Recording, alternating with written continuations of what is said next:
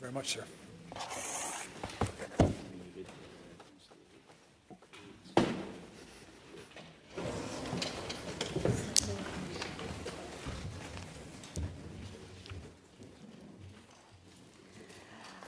Honourable Senators, today we have with us for question period the Honourable Bill Blair, PC, MP, Minister of National Defence, to respond to questions concerning his ministerial responsibility. On behalf of all senators, I welcome the Minister. Minister, as I have noted to the Senate earlier, a main question is limited to 1 minute and your response to 1 minute 30 seconds. The question and answer for a supplementary question are both limited to 45 seconds, and I'm very strict on these times. The reading clerk stands 10 seconds before these time expire. I ask everyone to respect these times. Question period will last 64 minutes. Monsieur le Ministre. Senator Marshall. Yes, thank you very much, Madam Speaker. Minister, welcome to the Senate of Canada. Minister, based on your new defence policy released in April, military spending will reach $58 billion by 2029-30. This will be 1.58% of GDP, well below the NATO target of 2%. Last July, just 3 months later, your government said it would reach NATO's military spending target of 2% by 2032.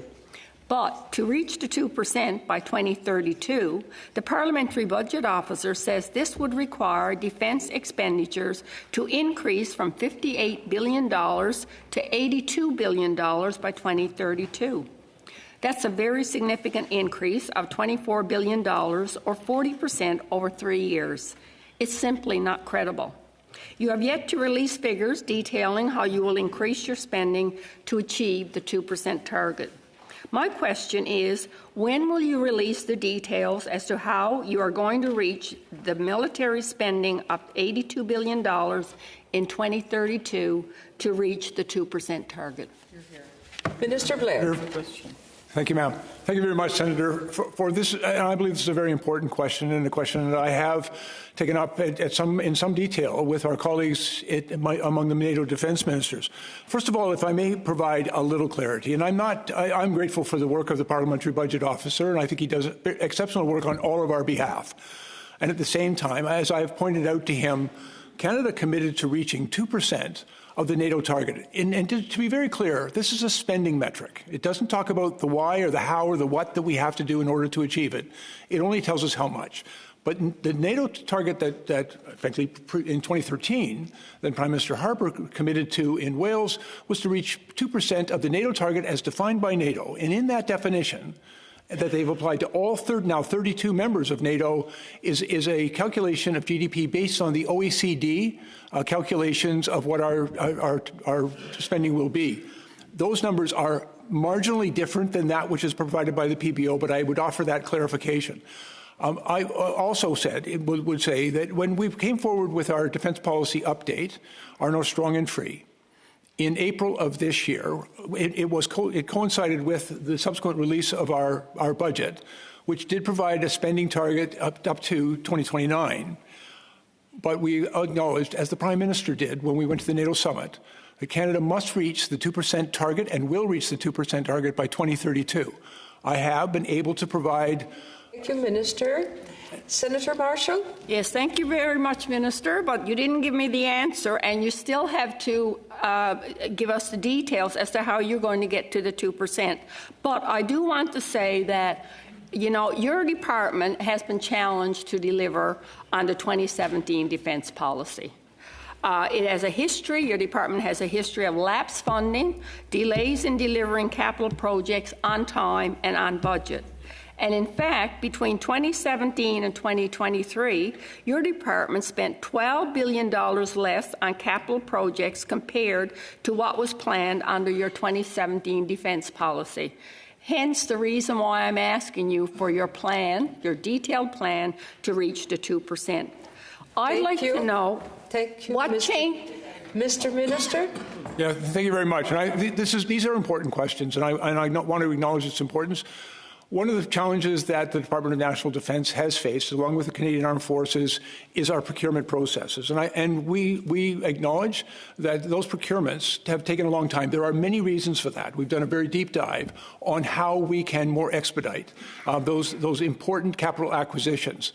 I think there's been some very important work done. And I'll just say, as an example, just in the last year and a half, we've now signed contracts for over 200 new aircraft, including the P-8s, the F-35s, new training aircraft. We've also signed contracts, and we're in the process of negotiating a construction contract for the building of our new River-class destroyers with the Irving shipyard. We're delivering next month. We're going to put in the water the first JSS support ships. Thank you, Minister. Thank you, Minister. Senator Platt. Minister, I also want to ask you about the Prime Minister's claim that your government expects to reach the NATO 2% of GDP spending by 2032. As Senator Marshall pointed out, and she's much politer than I am, Minister, you know that, your own defence policy update and the Parliamentary Budget Officer make it clear that there is no way that your government will fulfil your commitment to reach that 2% target. Minister, did the Prime Minister just try to fool our allies with this fake commitment, or is he just incompetent and thinks that defence budgets also balance themselves? Well, let me agree with one point, sir. You are much less polite. But unfortunately, you're also wrong. And if I may, the report that was published in April articulated our plan over the next 5 years, but it also includes significant new spending, $73 billion over 20 years. But almost immediately, we recognized that that does not get us to their 2% commitment. And so a decision was made and announced by the Prime Minister. It's not just our expectation, it's our commitment to reach 2% of our GDP spending by 2032. I have been working very hard since then. Like, for example, in our budget, there was no mention of purchasing submarines in April.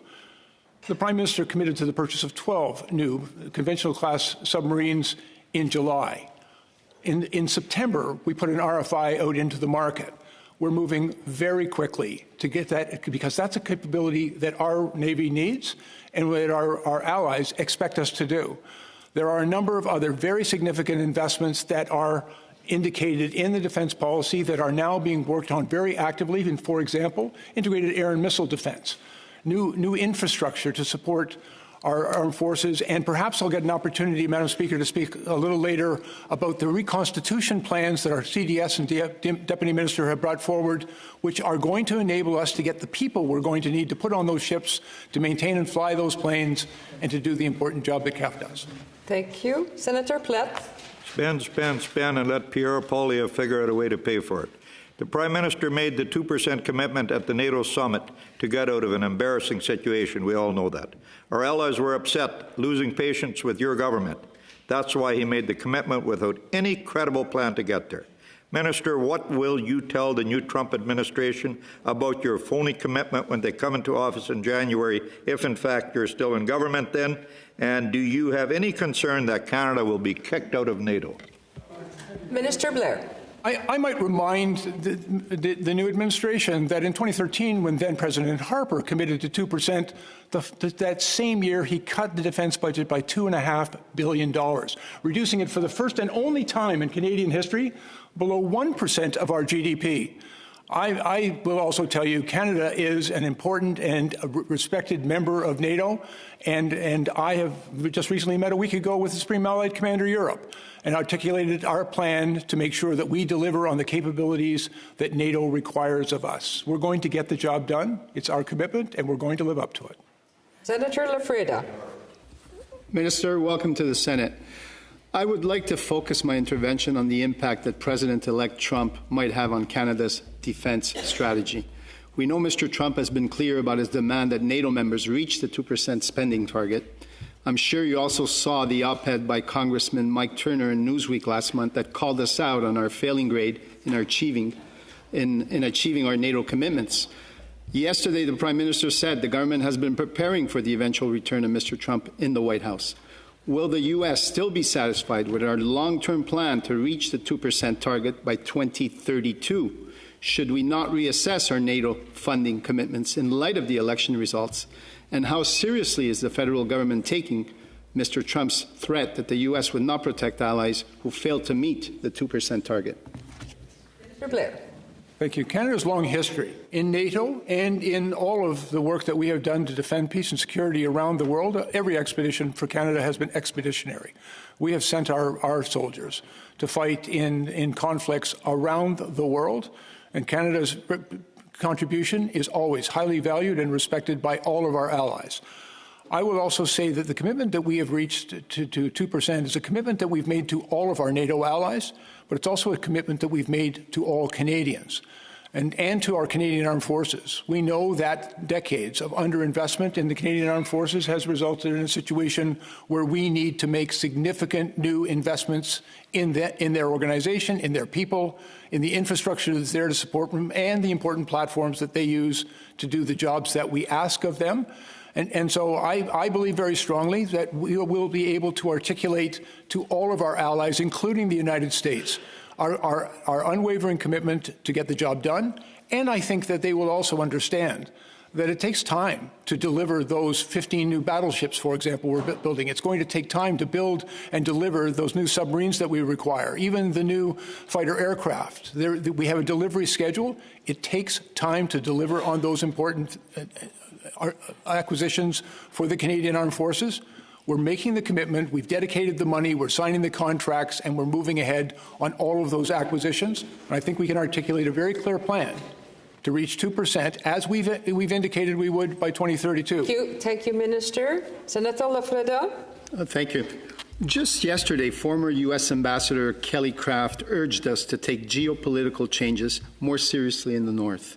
Are you confident that Canada is adequately prepared and funding requirements are sufficient to defend and protect the Canadian Arctic? Despite new investments announced in our North, strong and free, a renewed vision for Canada's defense, many remain worried that defense spending is insufficient. Personally, I'm concerned about Arctic sovereignty, where, as your vision states, is the most urgent and important task we face. Minister Blair. And thank you very much. I'm going to agree very vigorously. And I think if for everyone who's read our new defense policy, our strong and free, you can see that I have placed an enormous emphasis on our responsibility to defend the sovereignty and security of our country, our continent, and our interests in the high Arctic. We've articulated a plan, and we recognize we have to make significant new investments. And one of the things that I've learned from when I've gone north and learned about what sovereignty and security really means to the people of the North, they've told me very clearly it's infrastructure. And that's building new airport runways, but also power plants, water treatment plants, fiber optic networks, highways, medical facilities, the facilities that are going to be needed to support our military operations in the North. There's also a huge opportunity to make that multi-use infrastructure. Thank you. Thank you, Minister. Thank you. Senator Boyer. Thank you. Hello, Minister. Thank you for coming today. Canada has long been regarded as a leader in the international community when it comes to the training and development of our armed forces. However, in recent years, senior military leaders have expressed that there is not nearly enough funding to sustain and improve the level of training that our members receive. It's also my understanding that the Department of National Defence has been asked to find budget cuts this fiscal year. The men and women that serve in Canada's armed forces are the pride of our country. They sign up willingly, and they put their lives on the line for all of us. It seems the least that we could do is to ensure that they have the resources they need to train and remain safe. What actions are you taking to immediately meet the needs and concerns of our armed force members, especially in light of the impending budget cuts?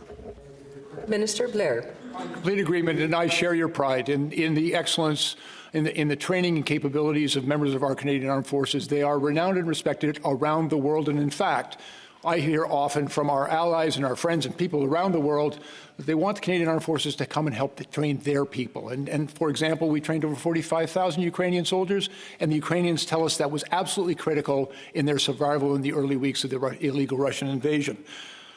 Our new CDS and Deputy Minister have recently released a new reconstitution plan for members of the Canadian Armed Forces, and they've identified the infrastructure, the foundations that are required in order to facilitate that training. It's going to result in a significant increase in the number of people that we're able to bring into the organization and put through basic training and then all the specialized training that they require. It requires investment in that training capacity, and we're making that investment. It's foundational. There are a number of other things that I hope I get an opportunity to explain what some of those are. The tertiary board spending refocusing that took place last year, I issued a very clear directive to all members of the Canadian Armed Forces and to the CDS that none of that could impact the operations, the training, or the supports that we provide to members of the Canadian Armed Forces, and they've been very careful. They dealt with some issues around professional services, executive travel, hospitality budgets, et cetera, but we've asked them not to allow those cuts to impact and impair the reconstitution of the Canadian Armed Forces, because I'm in complete agreement with you. That's the most important mission ahead of us. Senator Boyer. Thank you, Minister. As I'm sure you agree, one way to improve the strength of our armed forces is by increasing the diversity within. First Nations, Métis, and Inuit people have a long and honored history of serving, which continues to this day. I am wondering if you can speak to your recruitment strategy for Indigenous communities, and specifically if you are using Indigenous recruiters going into the community and sharing their experiences. Minister. And I'm in favor of agreement. I think a smart organization, an effective organization, is one with a great diversity of perspectives, and certainly the Indigenous, traditional Indigenous knowledge is very important to us operating effectively in the High North and in the communities for which that knowledge is so helpful. We right now are at approximately 4% of our Canadian Armed Forces members do report Indigenous heritage. And of course, we have the Rangers, which is nearly 5,000 people, both junior Rangers and the Rangers force themselves, which is overwhelmingly Indigenous and is absolutely essential to our security and sovereignty in the far north. But I think I'm also in agreement with you in the reconstitution plan. We've talked about how we build upon the diversity of the Canadian Armed Forces. Thank you, Minister. Senator Ross. Thank you. Thank you for being here, Minister. In the spring of this year, the Oromocto Food Bank said the increase in demand they were seeing was due in part to the Canadian Armed Forces members, as they're located just minutes from CFB Gagetown, and the number of military members accessing the food bank had doubled. A spokesperson from your department mentioned in a media article that the forces are taking a number of measures to support members nationwide, including inflationary increases to salaries, borrowing and savings programs, and on-base housing. Are you able to tell me how many Canadian Armed Forces members at Base Gagetown, and indeed nationwide, are forced to rely on food banks as of today? Do you keep those statistics, and can you give me that number? Minister Blair. No, ma'am, but when I read those same media reports, I did speak to the people at Gagetown and ask why and how is this possible. We also looked into, there was a number of other media reports around the same period of time that was reporting that members of the Canadian Armed Forces were struggling financially. So we did follow up on that. I don't have a precise number. There can be many circumstances that would compel any Canadian to have to rely on a food bank. But one of the things I did look into very seriously, because we have a responsibility to make sure that those members are adequately housed, adequately supported, and are able to serve, and to look at all the ways that we can make it easier for them and to serve. I have been assured that they are all well employed. Just last year, we secured a new contract with them. We gave them a 12% pay raise in order to deal with some of the pressures that people are experiencing. All Canadians have been experiencing pressures with affordability. I know everyone in this House is well aware of that. I am, of course, concerned with the impact it has on military members. I've actually visited almost every base in the country now. I always have a town hall with the members. I talk to them about their lived experience and what more we can do with them. I have not heard directly from them. I have read the media reports, but I've not heard directly from them about issues around food bag usage. But it concerns me to make sure that we do what is necessary to support the men and women who've made that remarkable choice to serve their country in our armed forces. Senator Ross. Thank you, Minister. In March of this year, it was announced that the federal government would be investing $55.6 million in various upgrades to CFB Gagetown, including $19.7 million to create a solar farm, which would then power 2/3 of the energy required at the base. The work was to begin in April and is estimated to be completed in 2026. Can you let us know how far along in the process we are? Minister Blair. And Madam Speaker, I apologize. I don't know whether you were alerted, but I'm afraid I have to vote at the moment, and I apologize for not paying as much attention to your question. Minister, you do your duty. We will pause question period until you have done your duty. Thank you, ma'am.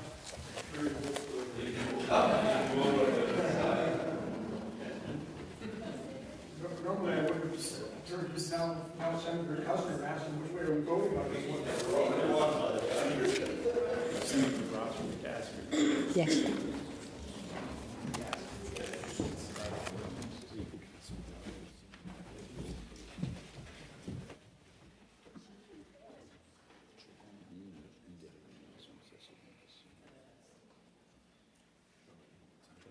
I promise I'm not taking a selfie or a picture of me.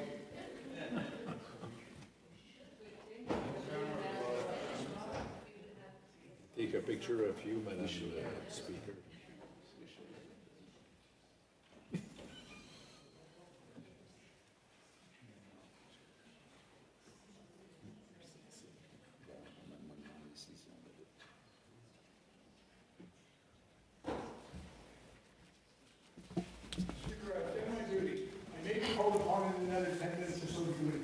Okay. Just to make sure that the last question that we had to interrupt. So, Senator Ross, your second question. Thank you. Thank you, Minister. In March of this year, it was announced that the federal government would be investing $55.6 million in various upgrades to CFB Gagetown, including $19.7 million to create a solar farm, which would then power 2/3 of the energy required at the base. The work was to begin in April and estimated to be completed in 2026. Can you let us know how far along in the process we are? Minister Blair. Thank you very much for the question. It's an important one. Unfortunately, I don't have an update on the current status of that construction, but I would acknowledge to you that it's important. And if there have been any delays, I'll be happy to address them. I also have some pretty good news about Gagetown, because we're also initiating an investment in housing in that area, as I've also spoken to people there. And I know your interest in the people that serve there. I share that interest. And so we're going to make some investments in housing and in childcare and in other supports for that community. And the investments we're making in doing a better job of managing our energy consumption at bases right across the country is progressing very well. I'll get you an answer to the specific program that you mentioned. If you don't mind, I'll have my people get back to you later today so that you can get that update. Thank you, Minister. Senator Klein.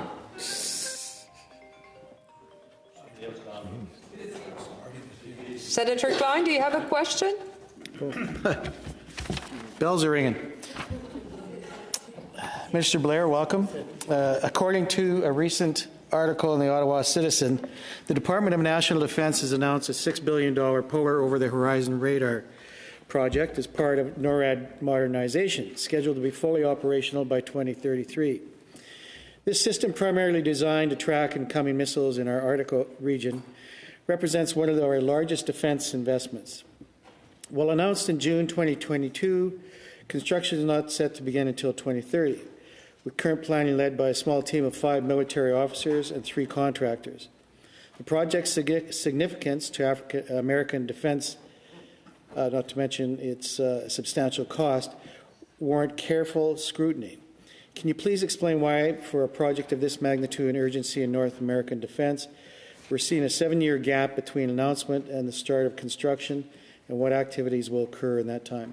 Minister Blair. Thank you very much. It's an important question. And actually, the NORAD modernization project is $38.6 billion, a very significant investment by both Canada and the United States in our situational awareness, particularly in the high north, with over-the-horizon and over-the-polar radar installations.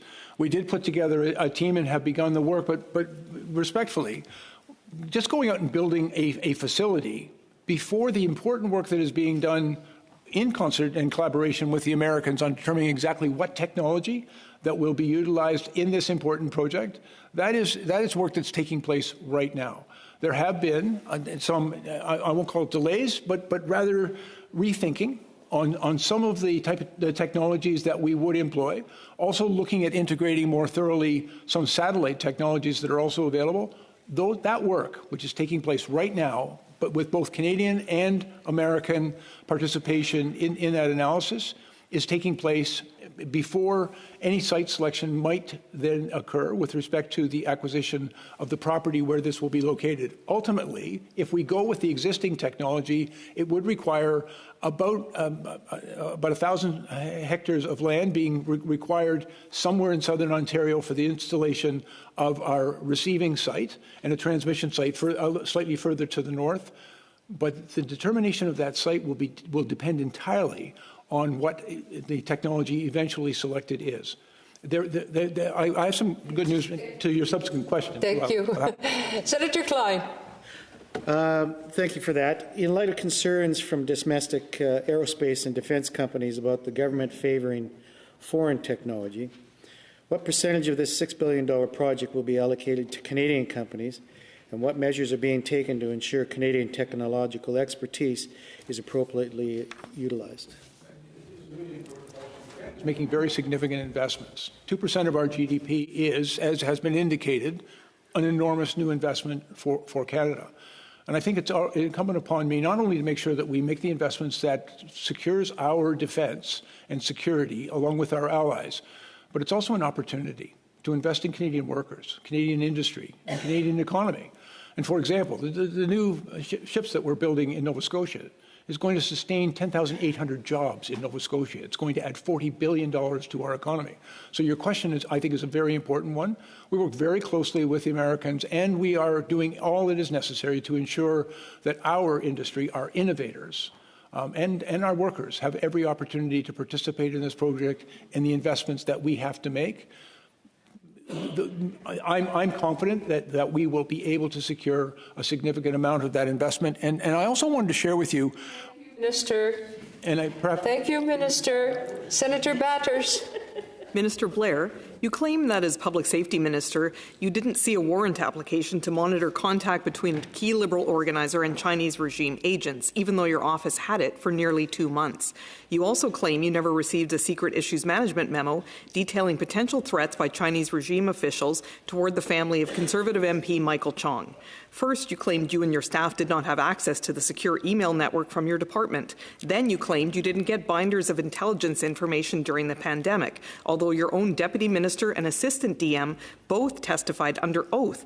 These binders were sent to you. You claimed to not know what an issues management memo was, even though your own top official testified that your office received these memos 2 to 3 times a week. They said you preferred to work from home and rely on verbal briefings. Your story doesn't add up, Minister Blair. Do all these lapses stem from negligence, incompetence, or willful blindness? Mr. Minister. Well, Senator, unfortunately, you're badly misinformed. And I might refer you to my sworn testimony. You've characterized it as claims. I testified under oath 4 times, as did the director of CSIS, as did my deputy minister, and my chief of staff. We testified under oath. And uncontradicted, I advise that I first saw a warrant application, the one in question, on May 11th, and all of the other testimony confirmed that that was true. And so that's exactly what happened. I would invite you not to simply accept the political rhetoric, the exaggeration, and the misinformation that has been put out about this event.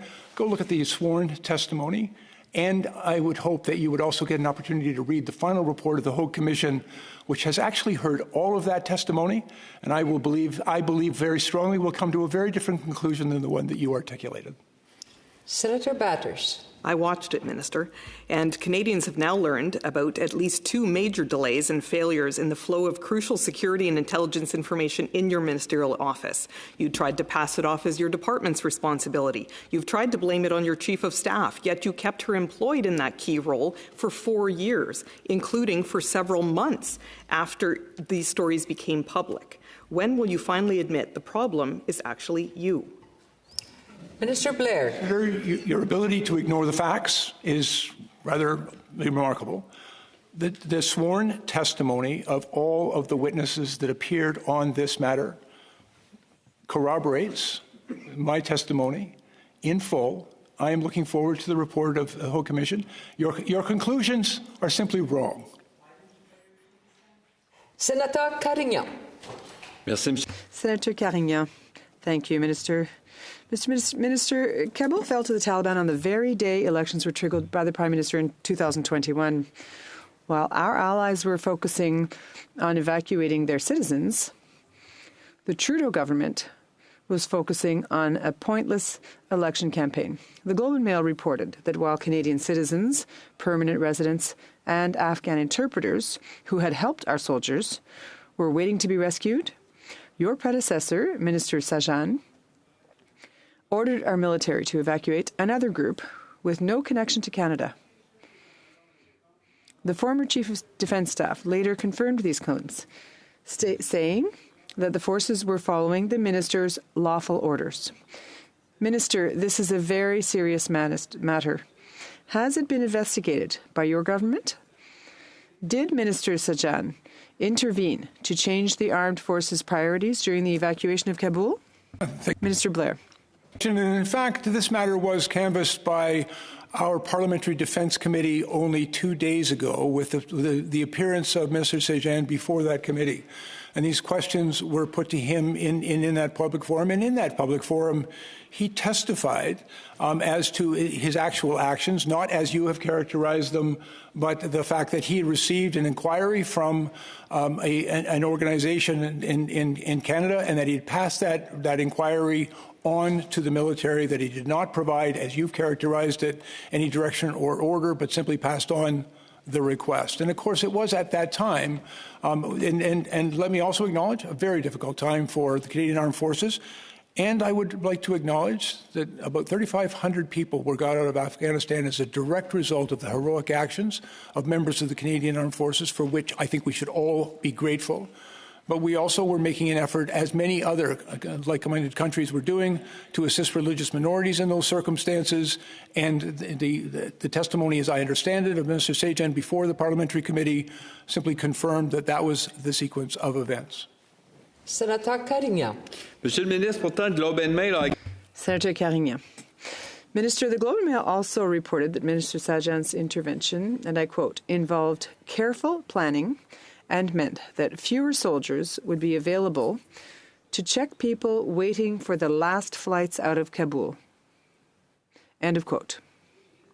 Minister, is it true that because of Minister Sajjan's orders, fewer Canadian soldiers were able to help Canadian citizens flee Kabul? And again, you're referring to suggestions that apparently appeared in a newspaper, for which I have not seen any evidence that they were in fact true. And as I've acknowledged, I'm sorry. I'm sorry. Senator Carignan, la parole est au ministre. Senator Carignan, the minister has the floor. I'm sorry, Senator, I didn't catch your last comment.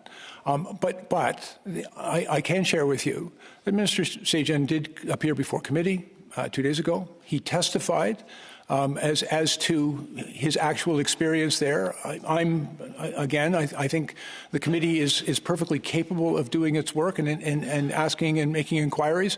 I hope that would provide not only our parliamentarians but also Canadians with a much clearer picture of what actually transpired, rather than the reports from anonymous sources.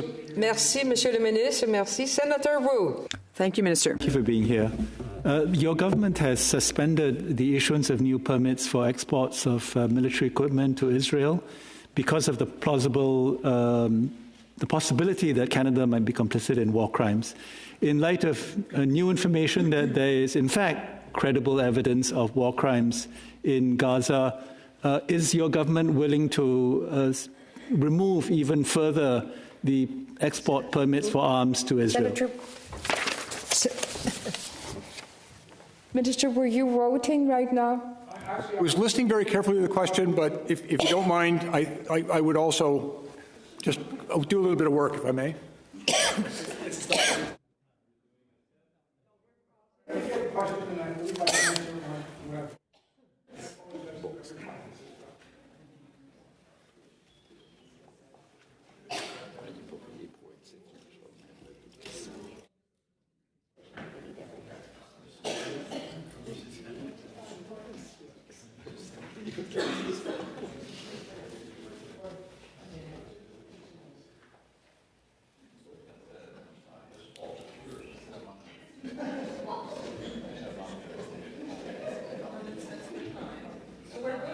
Minister? Yeah. Thank you very much. Okay. First of all, Canada has one of the most rigorous arms export regimes of any country in the world, and it is the responsibility of the Global Affairs Department in order to administer that.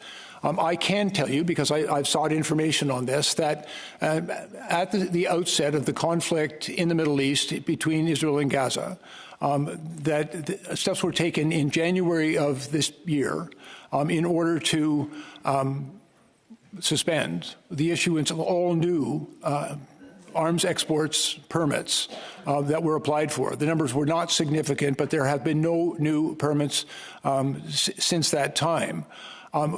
Canada is also very careful about ensuring that our technologies and our arms exports are used in a way which we believe is consistent with the laws of armed conflict and the Geneva Conventions of which we have signed. I'm not aware of any other considerations currently being made by GAC, but that's perhaps a question I would respectfully suggest might be better put to my colleague, Minister Joldi. Since we have a very rigorous arms export regime, can you then confirm that none of our exports to the United States through the Defense Security Cooperation Agreement are being diverted to Israel, as in fact media reports are suggesting that they are? Because if they are, we would then be complicit in potential war crimes in Gaza. Minister? I apologize, Madam Speaker, I jumped ahead of you there. If I may, our military export regime does not include our interactions with the United States. That's governed under other legislation. But I take your point. I've also seen those media reports. I have received some direct reassurance from the Secretary of Defense in the United States that that is not, in fact, taking place. But at the same time, I have no mechanism to verify that independently. And so I wanted to be very frank with you.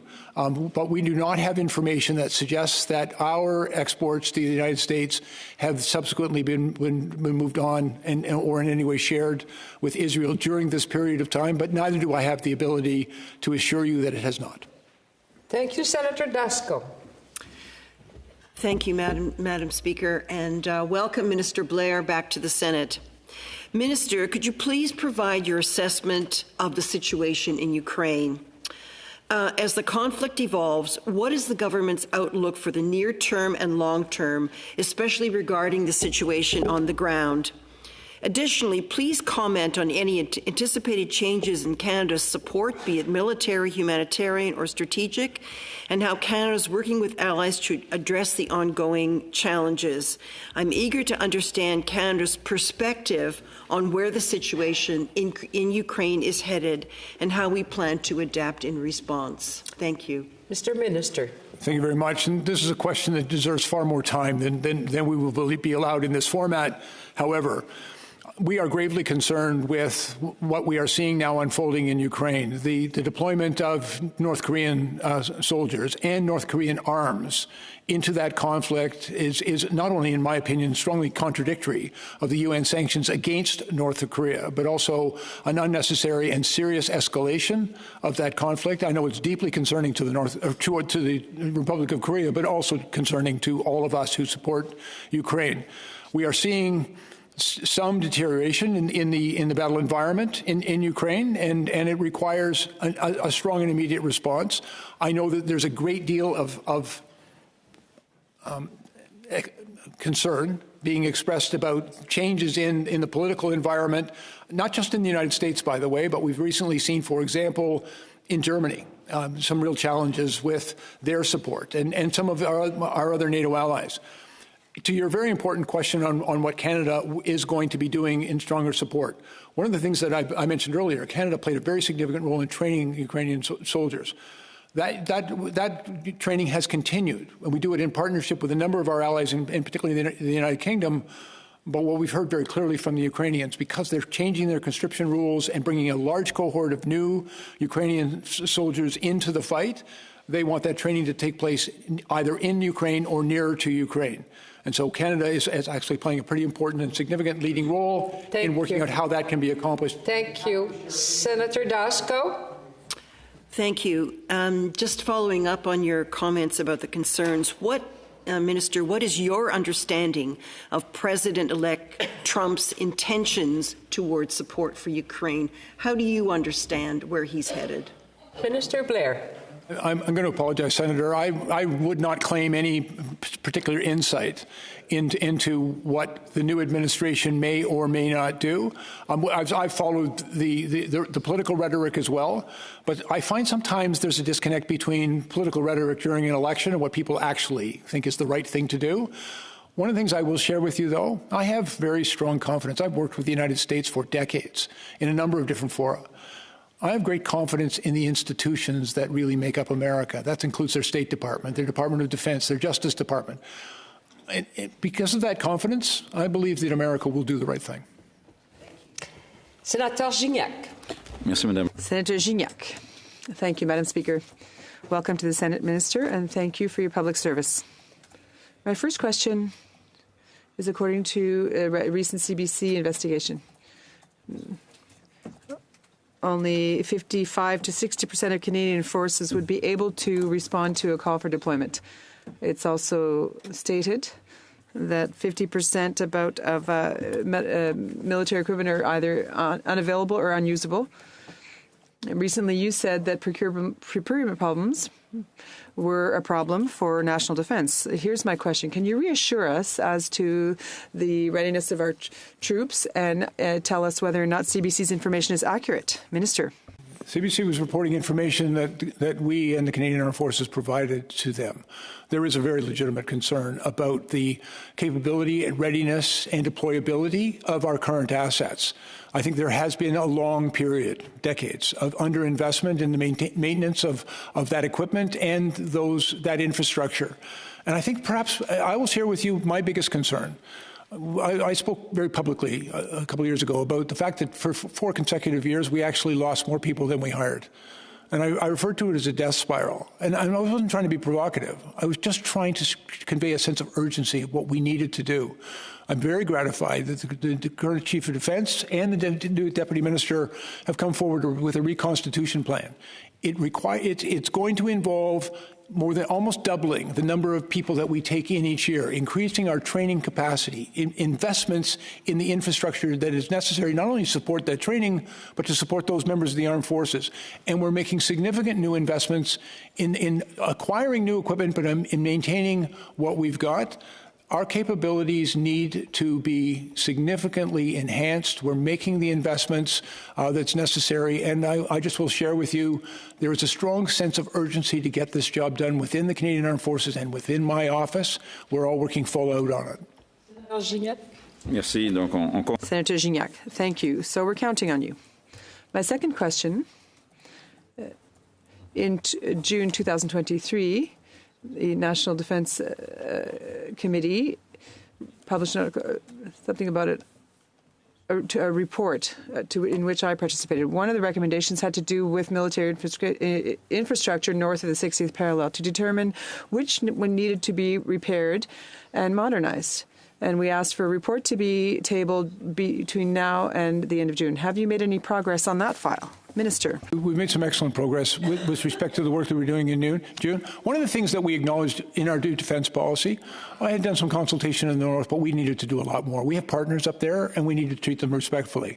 In the spring of this year, in June, I actually went to Iqaluit, and I provided a secure briefing to all the northern premiers.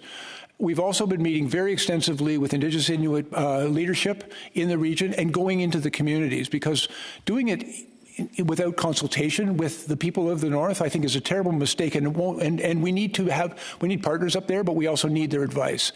And so we've been doing some very significant work. I was recently in Nunavut. We are investing a very substantial amount of money through the government of the Northwest Territories, working with the Witch and the IRC. Thank you, Mr. Senator White. Thank you for joining us today. My question relates to a publication that you released back in September jointly with Ministers Joly and Minister LeBlanc, and it outlined the intelligence priorities. The document recognized, among other things, but this one in particular, that communities, including Indigenous communities, may have had prior negative experiences with intelligence organizations in Canada. And the document then followed up with a commitment to earn the trust of such communities through concrete actions and improvement and accountability. I'm wondering, could you speak a bit about this, like what kinds of concrete actions are being taken in this context, and what's the process for developing these plans and actions to combat that, in particular with Indigenous communities? Minister Blair.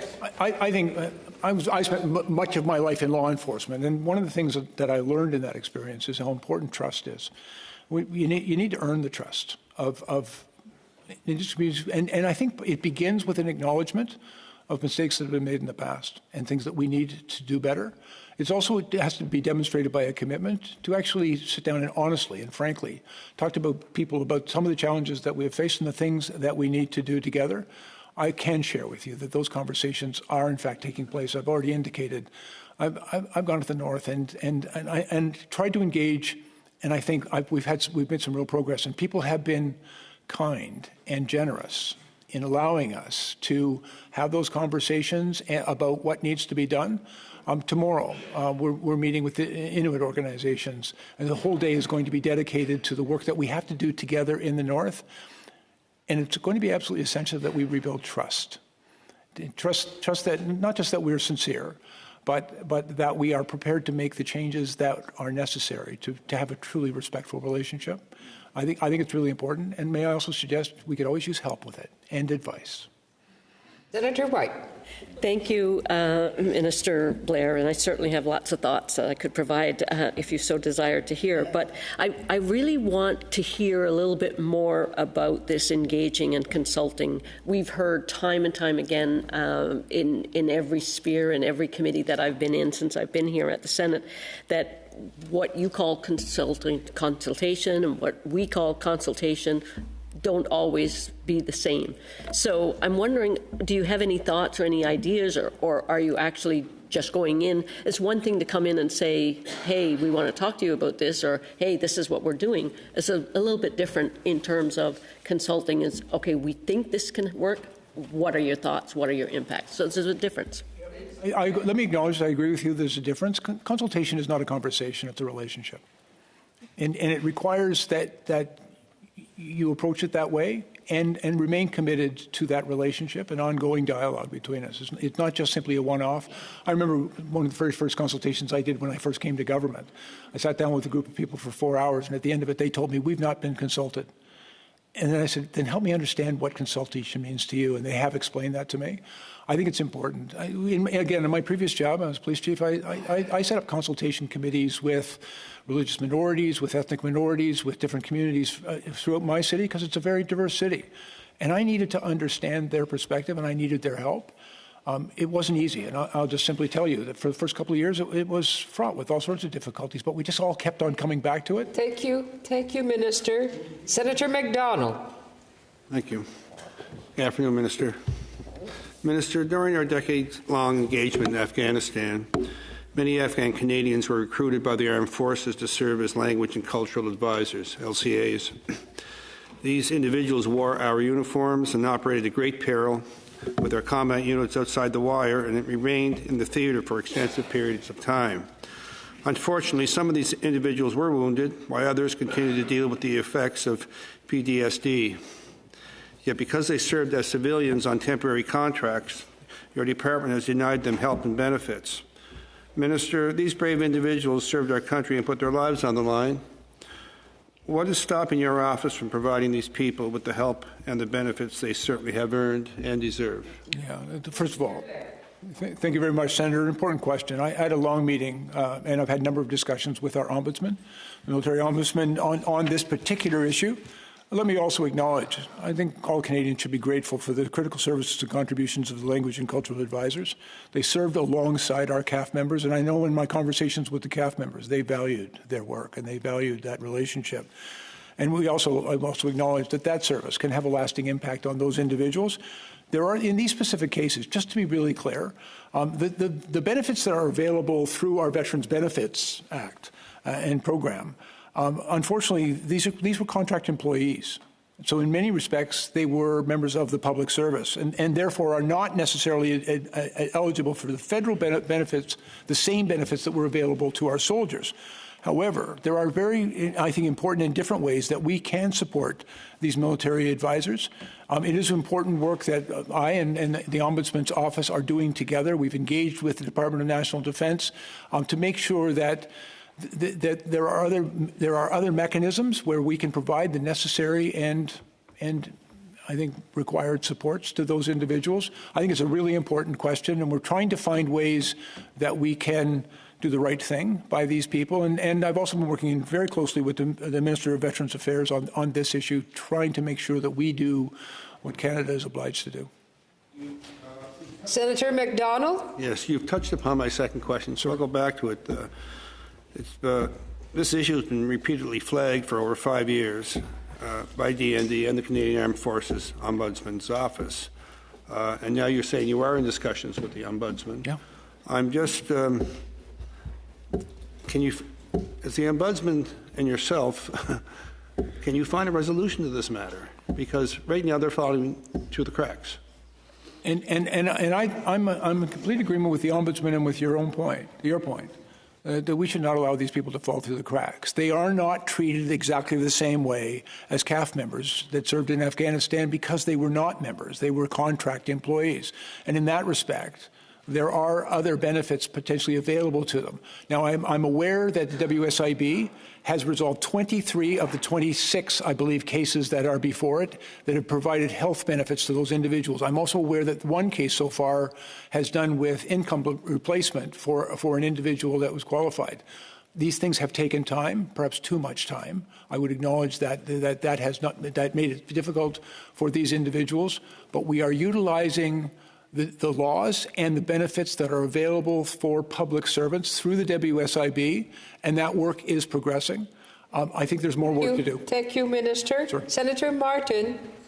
Yes, Minister. Hello. Yes. When you appeared before us this time last year, I asked you about the terrible impact your government's affordability crisis was having on the men and women of the Canadian Forces and their families. Now, we've already heard about the alarming situation at CFB Gagetown of 40 to 50 military families using the food bank each month.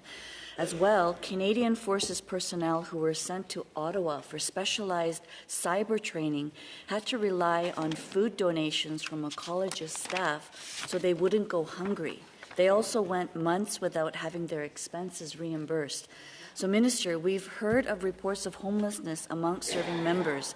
Why should our proud military and their families have to struggle just to survive? Yeah.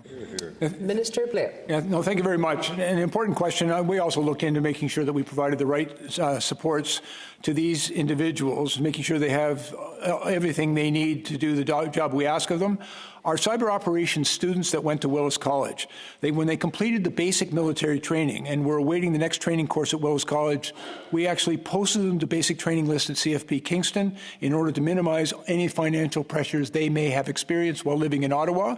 And in January of 2023, we placed all full-time personnel at Willis College to provide administrative assistance and prioritize efforts with all of our local CAF resources. And so we were very aware of the pressures that these individuals on this highly specialized course faced because of the training that they were taking place in Ottawa, and steps were taken to provide them with the resources and supports that they required. Senator Martin? Yes, Minister, when you were last year, you told us you believed the real answer to the affordability crisis is more housing. Yet on April the 1st, you raised the cost of rent for Canadian military personnel living on bases. Minister, why did you raise their rent this year, and will you do so again in 2020? Yeah, the rent, thank you. The rent, to be clear, is tied to income, and of course we gave them a pay raise, and so there was a subsequent impact on that. But can I be clear? There's also a huge issue of supply.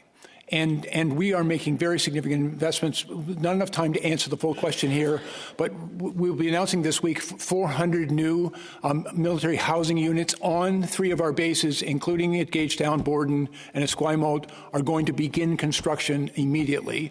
We're also, through a number of programs that my department has now initiated, including a Project Pathfinder, we're making arrangements to lease property to municipalities and developers to build housing on D&D property without selling it. We can get it done quickly, and the plan, and I've spoken to a number of extraordinary people across this country, is to build housing quicker. Thank you, Minister. Thank you, Minister. Senator Bean. I'm down here, Minister. Hello. I found you, sir.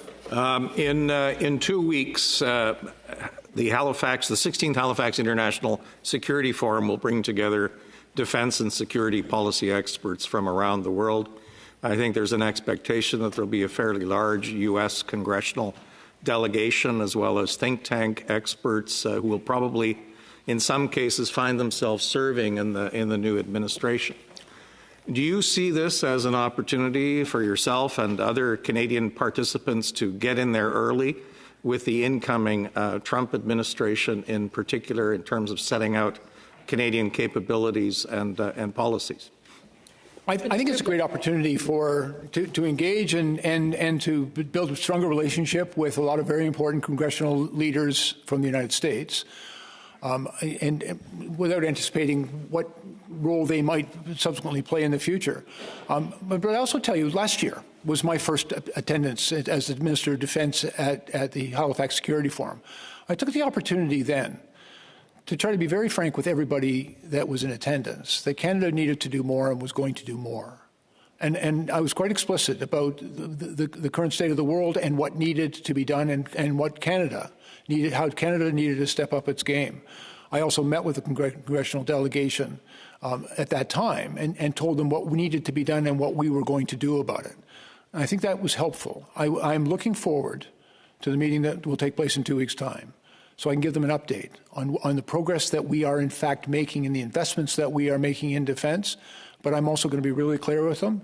We still have to do more, and we're going to do more. Senator B. Minister, if you play it forward to January, Canada will assume the presidency of the G7. Do you see this as an opportunity for you and your department to engage in terms of leveraging policy issues and looking at some of these big geostrategic concerns that we have now? Have you started your planning? Yeah, actually, thank you very much, Senator. There's been some important work. 2 weeks ago, I was in Naples, and I attended the first defense minister's ministerial for G7. That's been held in a very long time. And meeting with my counterparts there, I think we initiated a very important dialogue on the role that the G7 countries and many of our friends that frankly would like to be part of the G7 can contribute. I think there are really important policy discussions that could arise and will come out of those discussions that will take place in Canada next year during Canada's leadership of the G7. And at the same time, let me also share with you that I've been meeting very extensively with not just members of the G7, but a lot of our friends and allies from around the world. They value Canada's contribution. And in particular, I just want to say, we made a commitment in the Indo-Pacific. Sir, we have to move on. Senator Simons. Thank you very much, Minister. It perhaps falls to me to address the elephant in the room. Since the end of the Second World War and the beginning of the Cold War, the paradigm upon which our defense is predicated is that we belong to an alliance of Western allies who face against Russia. In January, we may enter a world in which the president-elect exercises his warm personal relationship with Putin in a way that will start to corrode the foundations of the NATO and NORAD alliances. This is probably the worst question of all to end with, but I'm wondering what the position is within government that you are looking at to deal with other Western allies to talk about a potential world post-NORAD and post-NATO and what that means for Canada. Minister Blair. My view is not as pessimistic, if I may. One of the things that, first of all, I've also heard the new president-elect's comments and his concerns that he expressed with the NATO that he experienced during his previous administration. But since the invasion in February of 2022 of Russia, illegal invasion of Russia into Ukraine, I think it was Putin's intention to break apart the alliance, to weaken the alliance, which is NATO. And I think he's failed miserably. And what I have witnessed in my role as the Minister of Defense, and I've attended numerous defense ministers' meetings of NATO and also of the Ukraine Defense Contact Group, I've seen a remarkable strength in NATO and new members coming in particularly Sweden and Finland, an incredible resolve and commitment of NATO members, and an acknowledgement, given not rhetoric, but the reality of Putin's illegal invasion. We are all acknowledging we need to do more in global and our national defense, and all of us are upping our game and making significant new investments. There is huge and important work taking place among our industries to make sure that our production, because production is also deterrence. And so I'm confident that, I'm hopeful that the new president-elect will learn about a new NATO when he assumes office in January, and I'm also hopeful that he will see that it's a stronger organization, a more committed organization, and all of its members, including Canada, are committed to making the investments that will make it as strong as it needs to be. Thank you. Senator Simons? Thank you. We live in hope, Minister. Yes, ma'am. NORAD in particular has been responsible for the defense of Canada's Arctic, with global warming opening new shipping lanes, with interest in the North, perhaps evinced both by a Trump White House and by a Putin government. Can you explain to us, I guess, what positions the Canadian government is taking, what resources you are exercising to make sure that in this new world we maintain sovereignty over the Arctic? Yes, ma'am. And as I indicated in our defense policy update, the Arctic is becoming a more strategic theater of potential conflict than was ever the case in the past. As a result of climate change, we're finding the Arctic is becoming far more accessible, and where we used to rely on a frozen ocean to keep us safe, that's less likely to do the job. We're also seeing the aggressive action of certain adversaries, and in particular China and Russia, who are really leaning in, and in some ways very aggressively through cyber attacks and other types of military-related operations in the North, and others by simply trying to make investments in our critical infrastructure and in northern communities. We understand that sovereignty is more than just every once in a while having a plane fly by or a ship go by when the oceans are free. And instead it means investments in infrastructure. Thank you. Becoming a Thank you, Minister. Merci beaucoup. Senator Dagenet. Thank you very much. Senator Dagenet. Minister, I'm over here, by the way. Yesterday, I met with veterans from the Gulf War from 1990. They complained that they have difficulty being heard by your government. They want to be recognized as those who fought in the Korean War. These veterans who served our country are not receiving the same benefits as those who fought in Korea, for instance. One lost a leg in a mission and was not compensated the same way as if it had happened during the Korean War. Isn't it shameful that all of the men and women who are sent to fight for us during conflicts, this certainly is not going to help with recruitment and motivation? Minister Blair. Much, Senator, and let me also acknowledge the service of all of our veterans, including, of course, those who fought in the Persian War in 1990 and in subsequent conflicts around the world. And I've also met with those same veterans. I believe it's the same ones. Terrific group of people. And we spent a lot of time talking about their experience. And I was able to explain to them. I've also appeared quite recently before the Veterans Affairs Committee and testified about the difference between the two pieces of legislation that govern benefits for members of the Canadian Armed Forces in different conflicts. The former Pensions Act, which applied to those veterans who fought in the First, Second, and Second World War and the Korean conflict, were in fact under what is called the Pensions Act. There was also legislation passed in 2006 that is essentially the Veterans Benefit Act. I want to acknowledge to you, it does not have exactly the same benefits, but there is great parity between them. And in the example you cited, and I discussed with those same veterans that you did, about a person who lost their foot, under the previous act, everybody got exactly the same amount of money for a lost limb. Under the new act, there's an acknowledgement that the impact of losing that limb goes far beyond just simply writing a check and you get this much money for the leg. It talked about income replacement, other ongoing services, other types of injury supports that people require. And so it's not exactly the same, but there is great parity. And if there is disparity in how we treat those people, there are mechanisms. Thank you, Minister. Senator Dagenet. Ces vétérans de These veterans from 1990 served Canada. Don't you find it ironic that their name doesn't appear on our monument for our war heroes, just as the veterans from the Korean War do? Since 2012, we've had a monument to honor horses, mules, and dogs, and pigeons that helped our soldiers in times of war. Blair. Yeah, I think commemoration, acknowledgement, and respect for their service is absolutely essential. So I'm going to agree vigorously with you that we need to do a better job of acknowledging their service. But one of the challenges I face, and somebody said, well, can't you just retroactively declare a war? And of course, as a Minister of Defense, I do not have that authority. And in fact, Canada has not declared a war since 1945 when the original the Geneva Conventions were signed. The only authority that I possess as the Minister of National Defense is either to declare under the Veterans Benefits Act a particular conflict as either a special duty operation or a special duty locale. So I can identify it as special duty and have done it, and my predecessors have done it frequently for a wide variety of conflicts. But one of the concerns expressed by those veterans is Minister. Thank you, Minister. Senator Cardozo. Thank you, Madam Speaker, and welcome, Minister Blair, to the Senate. Thank you for being here for the past hour or more. You've talked about the death spiral when it comes to recruitment. Surely part of the problem is the rampant or the significant presence of misogyny and racism in the forces.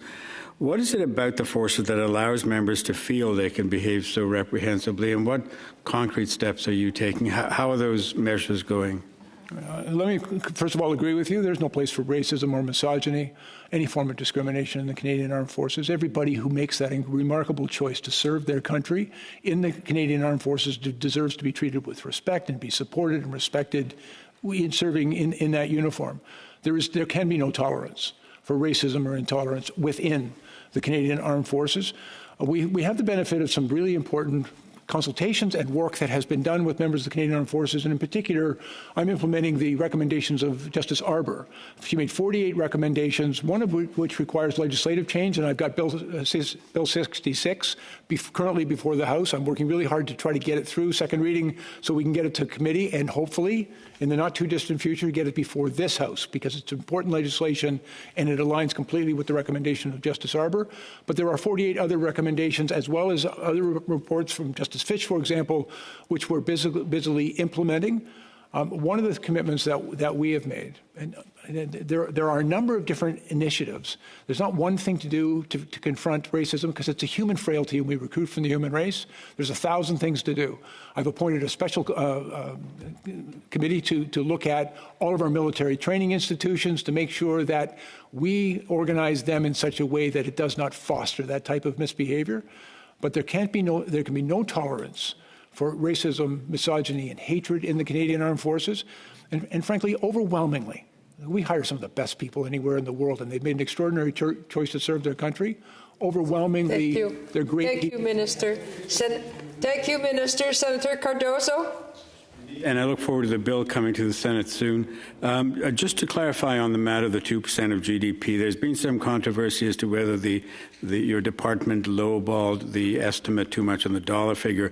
Can you commit that it's 2% regardless of what the GDP is at that point? And what if the pressure is on us to meet that 2% a lot sooner, like in the next year or two? Minister Blair. First of all, the investments that we have to make, I've been able to go and explain to my allies because they face the same challenges I do. We need to know we need to spend money on new platforms, as an example. We're building new battleships, we're new destroyers. We're building 15 of them. but it takes time to build them. Even we're going to acquire 12 new submarines, but it's going to take time for them to come through the shipyard and for us to build the infrastructure in order to support them. One of the things that we also need to do is to reconstitute our armed forces so that we have the people to sail on those ships and those submarines, to fly those planes and to maintain them. And so all of that work is happening in concert, but it actually takes time to get those things delivered. And some of the lapses that previous senators made reference to about, the money that did not get spent, we are able to repurpose that money and to carry it forward. So if we can't get the plane delivered in that year, when it gets... Thank you, Minister.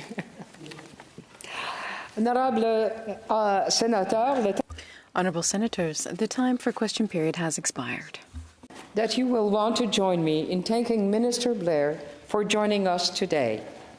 Thank you, Minister.